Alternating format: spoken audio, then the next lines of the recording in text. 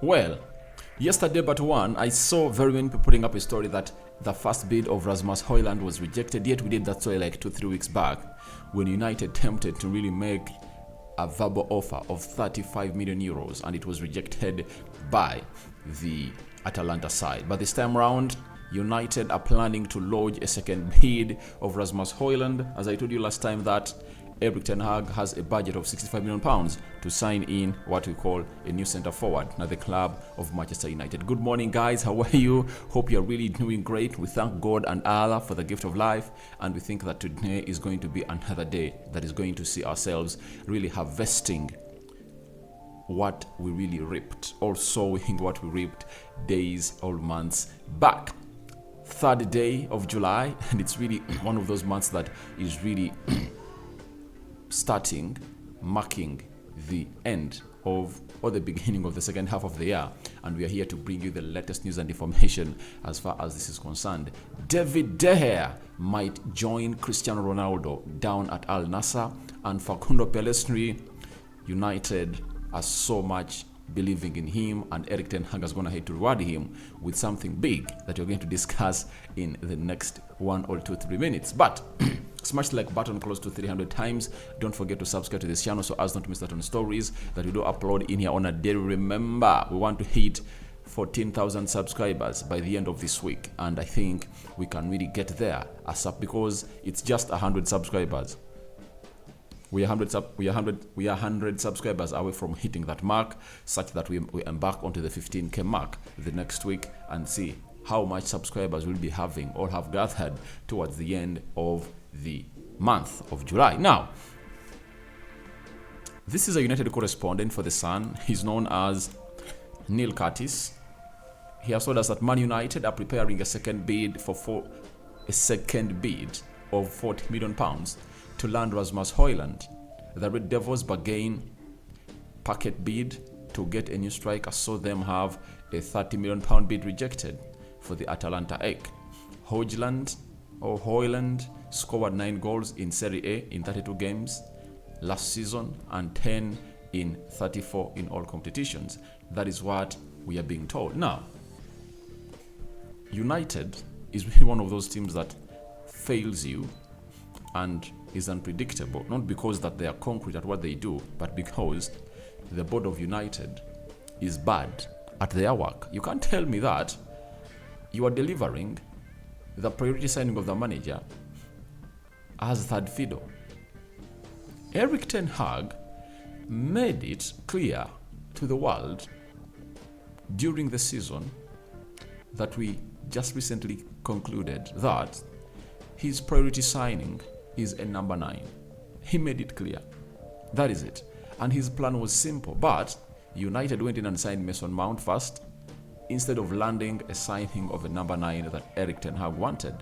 And right now, we are going in for Rasmus Hojlund.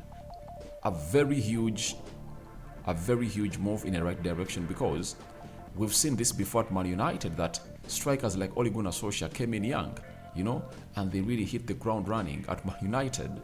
And he came in through and obviously scored very many goals for Man United and set very many records.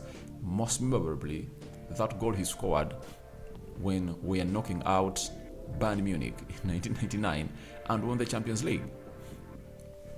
I differ from very many people on their thoughts about Rasmus Hojlund. That is it. He's a very good player.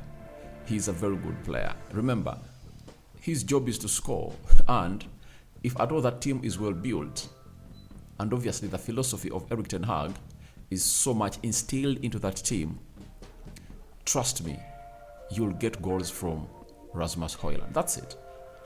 Like, look at Man City. They create 7 chances for their number 9. If at all we can average 4 chances for our number 9 next season, I think Rasmus Hojlund will hit the ground running. And he can compete with Haaland. That is it, he can. Because I saw players like Wayne Rooney, young with a big heart. He had a big head on young shoulders by the time he came in at Man United. And in his first Champions League game, he scored a hat-trick against Fenerbahce. That is Wayne Rooney for you. So, I look at Rasmus Hojlund as a goal poacher who has the hunger to see to it that he hits the ground running and score goals. At the age of 20, I think that is the perfect striker I'll ever get at Man United, as the Glazers sort their takeover issues. Right, because if the Glazers find themselves in a situation of really selling this club around September or October, when you brought in Rasmus Hojlund only, Ten Hag will be planning for the January transfer window to go ahead and obviously get in a world-class number 9 that he feels like he can come to his team. That is it. So, let's serve Erik Ten Hag with the centre forward. To me, I thought it would have been the first signings to be made by Man United, such that our first preseason game against Leeds just finds us ready for that player. And if you are not informed, our first game is 9 days away. 9 days away, because today is 3rd. Let me even say 8, because the game is going to be played in 12th against Leeds, and you don't count the day where the game is going to take place. I think you count the 8 days. 8 days away. When this week is done, it will be 9th, and on Wednesday we'll be playing Leeds, I think in Oslo. That is it. So Ten Hag would have loved to see to it that this centre forward is part of the team latest before we jet to America. Because before we jet to America, I think would have gone ahead to play 2 games as Man United, and then the rest of the games are really going to be played in there for you. But when you talk about the price of Rasmus Hojlund, you know, you'll understand what the world is going through. You know, we are into a mix of a very, very huge inflated world, and with United having what we call the United tax for their previous behaviors in the transfers for paying more. That's why Atalanta is calling in for this amount of money, because Atalanta wants close to, I think Fabrizio said 60. That is close to 53 million pounds. That's what they want for Rasmus Hojlund. But before all this buzz came around, they are willing to sell him at like 30 million euros. That was like 25 million pounds. But right now, because it's United into the mix, they are really looking to go ahead and obviously get the player and obviously get that money out of Rasmus Hojlund. So let's wait and see how that pans out. But I think it would be a good thing, or a good gesture for us to be working on a multitude of deals. You know, Andre Onana, Rasmus Hojlund, maybe another goalkeeper in the mix, or maybe another striker. I'd love to see us having close to 3 signings before we play Leeds next Wednesday. If at all we can have in like 3 signings, at least that will be great. You'll know that now Ten Hag can start offloading, because the coming in of Mason Mount gives green light to either Scott McTominay or Fred to leave, though they're telling us that Scott McTominay is seen as a young midfielder that can come in and obviously do the Casemiro role, something that is really, really a lie. It's a lie. So, after that, the coming in of Andre Onana will see United sell Dean Henderson and get in some 25 million pounds. If they get in 20 for Freddie and 25 for Dean Henderson, that is 45. And the coming in of Rasmus Hojlund will see United offload either Anton Martial or who to see to it that they get in some other 25 million pounds, and maybe have 75 million pounds to look at the second midfielder. And when the second midfielder comes in through, we can sell Harry Maguire and obviously get in another central defender at the club of Manchester United. So that is it happening at Man United, and you need to know that it's really great to see to it that we should demand for these signings to come in through. No one should lie to you that we are safe, because when we look at how these other teams are strengthening themselves, Arsenal, 3 signings coming in through. Chelsea, they've lined up like 4-5. Liverpool, they sign Soboslai, something of the sort. 2 signings in. You know, Man City, Kovacic, they're going in for Gabriel Veiga. You know, so I'm letting you know that the world is not seated, and I worry a little bit for the second half of the season. I understand the first half of the season is going to be okay, because these players would have gone ahead to rest. The chemistry has been built in the first season of Erik Ten Hag. Even if Erik Ten Hag was to name his recent team that played last season, I guarantee you in the first 10 games, out of the 30 points, we can gather like 25 or 27. We can win 9 and lose 1. But how far can we really stretch, to the second other 10 games? You get? That is the big question. That's why we need to reinforce our squad. Our first team can beat any team. But if one of those players gets out, you'll see what we call a huge drop-off. That's what Ten Hag should work out and the board. Now, after that, let's do a story of David De Gea. David De Gea, obviously, he's out of contract. United have told him, hang around. If we cannot get in Andre Onana, then we're going to give you a contract. Now, as it stands, obviously, we've been told by is called Alan Nixon, real Lukantinko, that David De Gea is a target for Cristiano Ronaldo's club Al Nasar as his United career hits breaking point. Al Nasar is offering 250,000 pounds a week for David De Gea. Now, trust me, if I'm David De Gea, I leave Man United.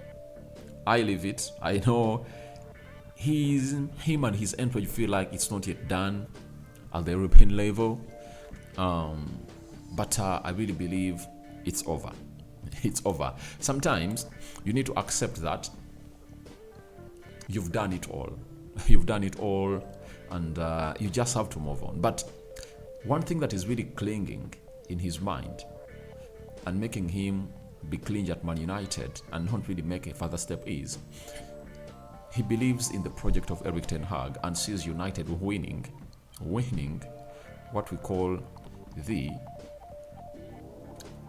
Champions League, and he wants to lift it because that's one of those trophies that he's never going to hit to win in his club career, and he believes that in the next 2 years something special might arrive at Man United, and these players all sat down and really said that they want to obviously be the first players to really see United come back from the bad days back to glory days, and he knows exactly the mission, but looks like the board is not willing to offer him a chance to stay at Man United, and that's why I really see him leaving Man United, because if United had De Gea into their plans, they wouldn't have gone in for Andre Onana. 40 million pounds to sign a goalkeeper, yet you have a goalkeeper with you there who you just have to go ahead and really put pen to paper on his contract that he had on ahead to agree, and you offered different terms altogether.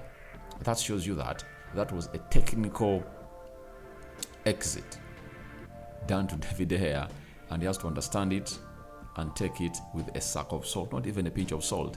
He should take it there because the breaking point has really reached, and I think it's time to part ways.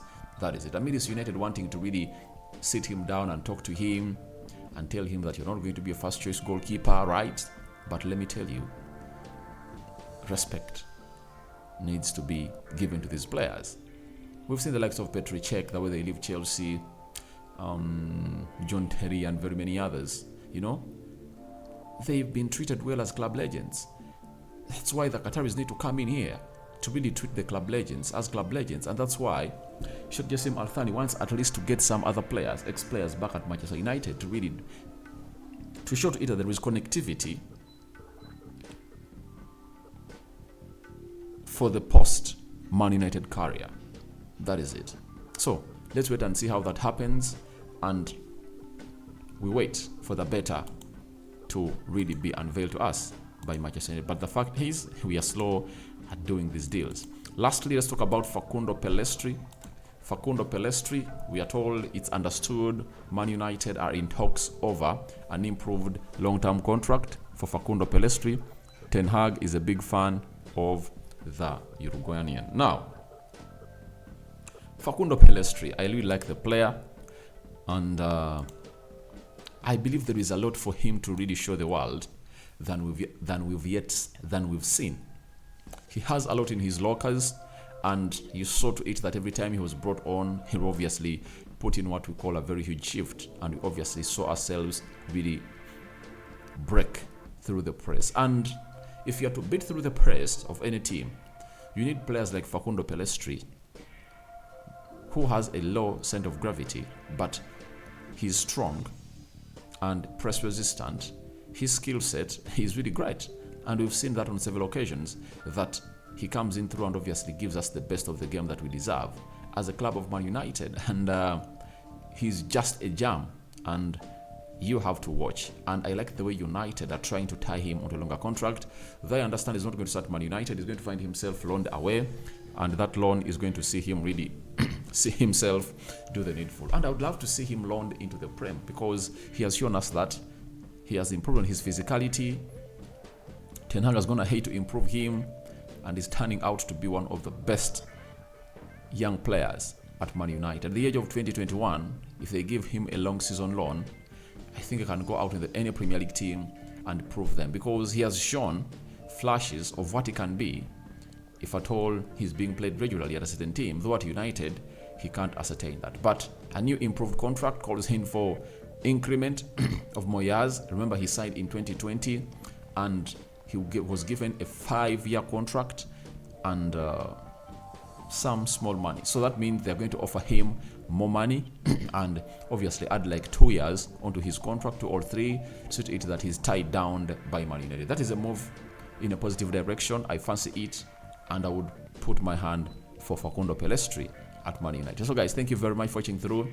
Your thoughts onto Rasmus Hojlund's second bid incoming. What do you make about it? David De Gea to join Ronaldo Cristiano Al Nasar as United prepare a second contract, improved one for Facundo Pellistri, guys. I sign out for now. See you later, and I cover you all in the precious blood of Jesus Christ. May the living true God bless you abundantly. Me out.